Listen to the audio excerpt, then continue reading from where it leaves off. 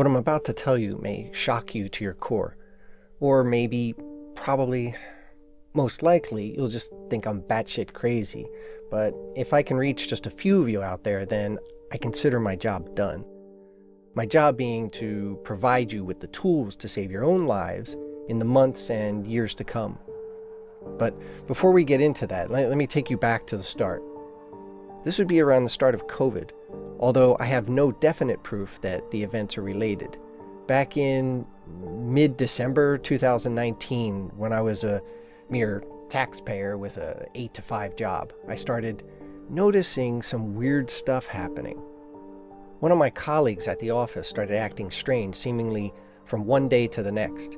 He began coming into the office very early, even though he always claimed not to be a morning person and was perpetually late before. When I confronted him, he ignored my question. As we'd never been friends, I dismissed it. Then one day, about a week later, I ran into him in the coffee corner where he was drinking milk. I could tell because our coffee cups are transparent. This was strange because at the office, we only have those small, condensed milk packages. I didn't want to be rude, so I didn't ask. The next day, the same thing. Day after, again. And always at the exact same time. So the next day, I went in a bit earlier, just to make myself look busy when he finally came into the kitchen. He took a cup and he put it under the coffee machine. He then pressed on the capsule he wanted, but the whole row had been empty for more than a week. When nothing came, he pressed the button to make coffee, but only hot water poured naturally, because there was no capsule. He then proceeded to open 2 packages of condensed milk and pour them into the hot water. The whole time this was happening, I couldn't help but stare, yet he didn't seem to notice me. He just drank his hot water and milk and went on about his day. It was so strange, yet I really didn't know what to make of it. The next day, the row of coffee capsules had been filled, and he went back to drinking coffee. Beginnings of the year are busy for us, so I didn't have time to follow him around properly, but sure enough, the very strictly timed routine continued as far as I could tell. This was the first instance I noticed something wasn't right in the world, and because it was such an isolated case, it didn't even cross my mind that it would mean something bigger was lingering in the shadows. Then COVID started. It was insane. Locked down, working from home, I had very little social interaction. Then finally, we were allowed to go grocery shopping, and there I noticed more weirdness. It was small. So small that if I hadn't had the experience with my colleague, I might have missed it. Remember how in COVID, there were these certain supermarket aisles that were just completely empty? Think toilet paper, cans, flour, etc. Well, I noticed people coming up to the flour aisle, for example, staring at it for 30 seconds and then leaving. I'd noticed the same people doing the same thing every day at the same time. Then, when the flour was resupplied, they'd grab a bag. Every day, a bag of flour, or a can of tomato soup, or a pack of 8 rolls of toilet paper. Every day, 8 rolls of toilet paper. What a shitty household, right? So I decided to follow these people. There weren't many, maybe 1 or 2 in each supermarket. In some, none. I just started going to various supermarkets and noting behaviors down. I'd name my subjects. I had Flower Power, Crap Wrap Fella, Soupy McSoupface, and so on. I was most intrigued by Crap Wrap, so I followed him first. This was around May, but I was still working from home. So I followed Crap Wrap home the first night, and then early morning the next day, I packed my work laptop and camped his building intent on following him around the whole day. He came out around 7:15, dressed in a gray suit, and went to the bus stop. He got on number 12 and got off 4 stops later at the office building. I couldn't follow him in there, so I proceeded to work from the coffee place across the street. Crap Wrap got out at 5:15, went to the bus stop, took number 12 in the other direction, and then went home. At 7:20 in the evening, Crap Wrap got out of his house again, this time dressed in jeans and a t-shirt, and went to the supermarket where I first met him. He did his grocery shopping, every day the same, including 8 rolls of toilet paper, and went home. At first glance, this was so ordinary, so normal that I was the crazy one. borderline stalking at this point, but those 8 rolls, I just couldn't understand. And then the standing and staring at the aisle, and my colleague with his hot water and milk. So I went back the next day, and sure enough, Crap Wrap did the same thing at the same time. The only thing that differed was his clothing. Work 7:15 to 5:15. Grocery shopping at 7:20. Always with an 8 roll. I followed him for a whole week. On Saturday, he wouldn't leave the house until 7:20 to go grocery shopping. On Sunday, he wouldn't leave at all. And then I followed Flower Power.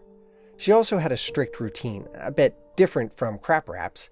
She'd leave the house at 5:30 and she'd work in a bakery. She'd come home at 3 and go to the grocery shopping at exactly 6:25 p.m. Soupy seemed to be a nightclub bouncer, so he'd do his grocery shopping at lunchtime and he'd work nights. 1 p.m. for food, always with that 1 can of tomato soup, working 6 p.m. to 6 a.m.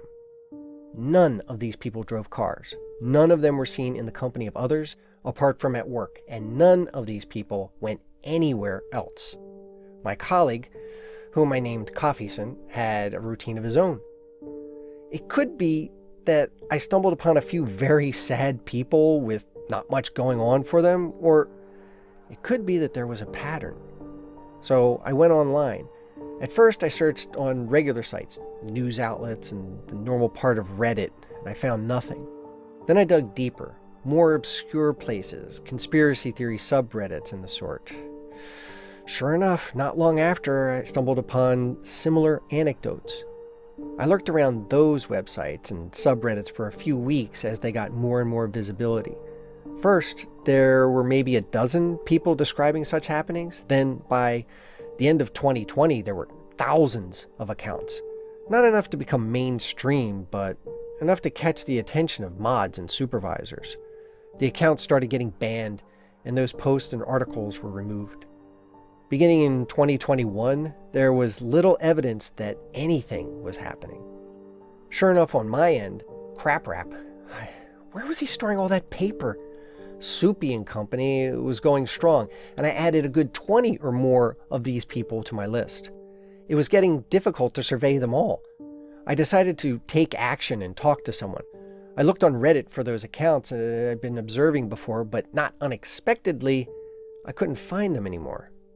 Then one day, on an obscure subreddit, someone posted something about it. And the user said the post would be removed within 15 minutes, but that if we had any sort of encounters with what they were calling robot people, to contact them right away. So I did.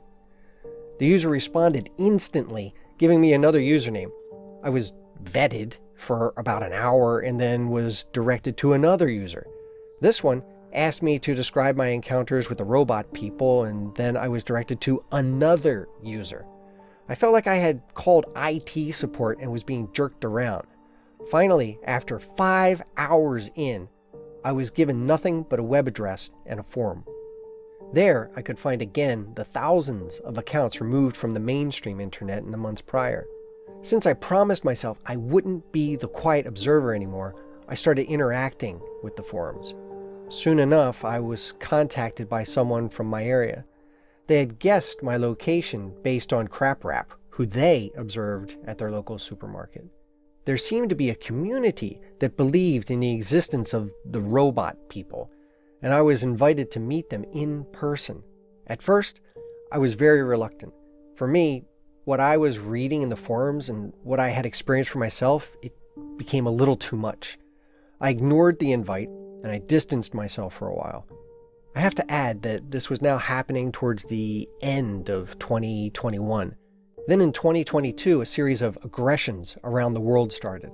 As I was watching the evening news one night in March, I noticed something off. It was one of the World Peace Summits where, behind the spokesperson, there was a fellow who was acting ever so strangely. He would just take his phone out of his pocket precisely every 4 minutes and 23 seconds and look at it for a second and put it back in his pocket. He did this for the whole duration of the speech, which lasted well over an hour.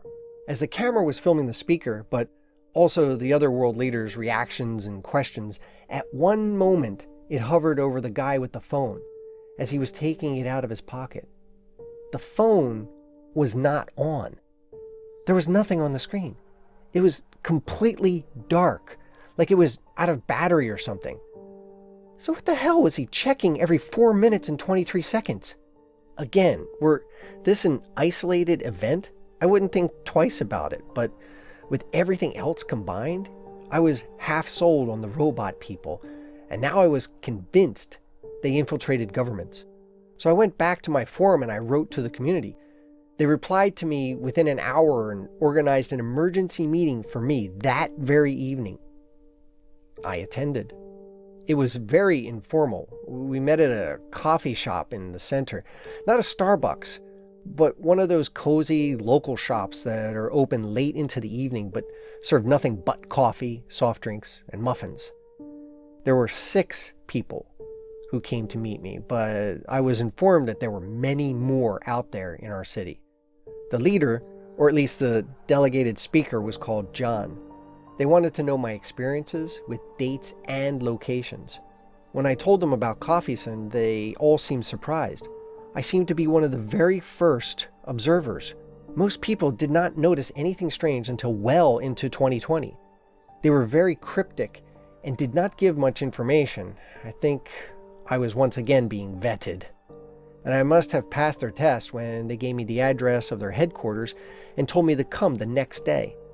The headquarters was a small warehouse just outside the city. I quickly learned it belonged to Sam, one of the people I met the night before, who was a small supermarket owner, the one in which Flower Power shopped. He was also one of the first to notice the strange behavior within the community, and from what I could gather, he was one of the founders.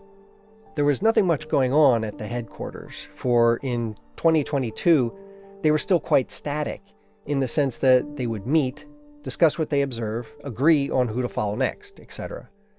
When I told them what I had seen on TV the other night, they seemed shocked, which I had not expected. It seemed that once again I was the first to observe this, which meant I might have not been a common occurrence, or at least that's what we thought at the time.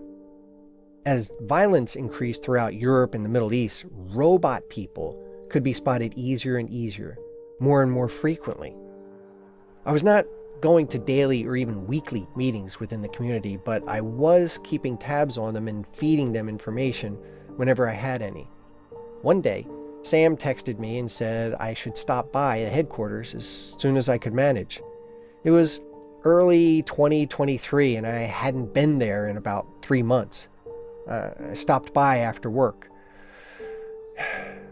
It was busier than usual, but I bumped into John on the way from the parking lot. He told me they had made progress, and I wasn't sure what that meant. We never made any moves, so how could we make progress, I thought. It all became clear as we stepped inside the main hallway. Instead of the usual warehouse setup, it was now transformed into some sort of studio apartment, which was surrounded by what seemed to be plexiglass. A sophisticated, transparent cage. Inside, to my horror, no other than Coffeeson. I remember at the time I freaked out, like full-on meltdown, and they sedated me. I guess part of me never wanted to accept that there was something actually happening for the longest time. And when I saw Coffeeson, my biggest fear came true. The one where I had become part of a cult, a group of people with a misplaced belief system who were now kidnapping innocents. When I woke up from my sedation, I was alone in a room with Sam. He explained to me that they reprogrammed Coffeeson to believe that it's always Sunday, and for this reason he never leaves his apartment. They did so by changing his phone date, which they would always reset every morning. They reconstructed the apartment here. Coffeeson had no idea he was being watched. He would just wake up, check his phone, and then sit on the bed the whole day, as if waiting for something. He would not eat or drink, nor would he use the bathroom. He would just sit, And when night came, he would lie down. They showed me, and I couldn't believe my eyes. This was Coffeeson's 8th Sunday in a row. He hadn't eaten or drank in 8 days, and yet he looked perfectly fine. I wondered if that's what the rest of them would do on a Sunday, or even every time they were alone in their apartments or houses. Sam and John confirmed to me that it was. I asked what's next, and they told me they were trying to see whether they could find a doctor to do tests on Coffeeson. This made me feel uncomfortable again. Sam then explained to me that he couldn't let me leave until the shock wore off, as they couldn't risk me alerting authorities. My reaction was bad, apparently. Unfortunately for me, they knew my living situation a bit too well. They knew I had no one waiting for me, not even a cat or a dog. They made me ask for a few days off from work, and I complied. I was scared. Scared of these people, but also scared of Coffeeson, of what this meant for the world. A few days later, after several talks, I wholeheartedly agreed that it was for the greater good that they test Coffeeson. There were several similar developments in other parts of the world, so they managed to find a doctor. Maria had seen a couple of other similar patients. She confirmed that Coffeeson was no different. Coffeeson was not alive. He did not have a heartbeat or brain function. It was like he was in a coma, but seemed to be able to perform predetermined mechanical tasks. Maria used the word zombie. Coffeeson was, for all intents and purposes, a non-aggressive zombie. That was the first time it occurred to us, that the zombie apocalypse had begun. Then Maria ran some more tests and left to see another community. We kept in touch with people from all over the world at a greater scale since then. One day, this was maybe in the middle of summer, we received a message from our friends in Pakistan reporting small, isolated incidents that they could not explain. Well, one of the zombies that they were tracking went full-on aggressive and started killing people on the street, after which he just exploded. The news did not pick it up. Similar reports came from Afghanistan, Uganda, and even Ukraine. Nothing was reported, but we received some video footage from surveillance cameras. In one of them, you can see a tall man walking up to a zombie in a mall, whispering something in his ear and then turning around and walking out. Cool guys don't look at explosions, I guess. What followed immediately after was a massacre with no survivors. Last week, Sam was attacked. It happened in his own supermarket. Someone activated flower power. 8 people died. 12 were injured. He's still in the hospital. We thought our small city would not be at risk. Not so soon, at least. We were not sure what to do next, but we live in constant fear that one of these creatures can be activated at any point in time and unleash hell on Earth. We're also struggling with different opinions from within our group. Some believe this is the end of the world in a biblical sense, and that we should just let it play out. Others want to contact the authorities. Others have no trust in the government and want to take matters into their own hands. We are on the brink of disaster, and again, I find myself being a mere observer. In the meantime, these zombies remain a ticking time bomb. So, if you happen to see any robot-like behavior, take note of it and stay out of their path. Hello everyone, and thanks for listening. I hope you enjoyed the story. If you did, please leave a like and let others know where to find us. There is also a link to other works by the author in the description if you'd like to check them out. If you have any story suggestions, please leave them in the comments below or send us an email in the description. If you don't know what to comment, comments not letting me comment. And I hope to see you in the next one.